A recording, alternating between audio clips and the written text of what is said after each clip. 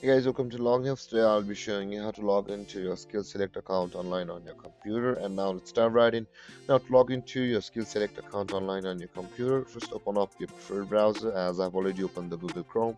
And on the search bar, click over there and type in the address skillselect.gov.au like this, and hit on enter, and then you'll be redirected to the home page of SkillSelect. Let's wait for it.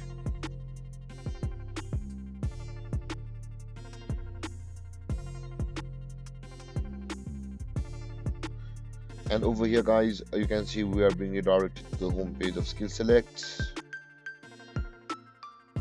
And now in order to log into your account, just scroll down to the bottom of the page guys, and you can see, or you'll be able to see, this already have an expression of the interest in progress option available for us. Or you can, if you have not yet created or started an expression of interest, you can just click over here where it says start an expression of interest, and you'll be taken to the sign up procedure of the SkillSelect with your some procedures and your credentials of your choice.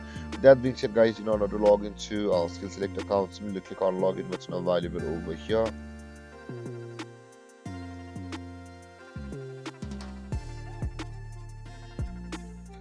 And now, in order to log into your SkillSelect account from over here, you'll be required to enter your EOE ID, and let's go like this. And after that, enter your password. But if you've forgotten your password, you can always retrieve or reset it from over here where it says two buttons: give an forgotten password and the change password. If you want to retrieve it, simply click on the forgotten password. If you want to reset it, simply click on the change password button to go through a procedure to change your password.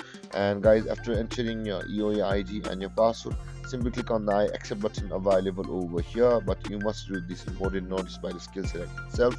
And with that being said guys, after reading this important notice, your EOE ID, your password, simply click on login available over here on the button available over here, and then you'll be signed into your SkillSelect account online on your computer.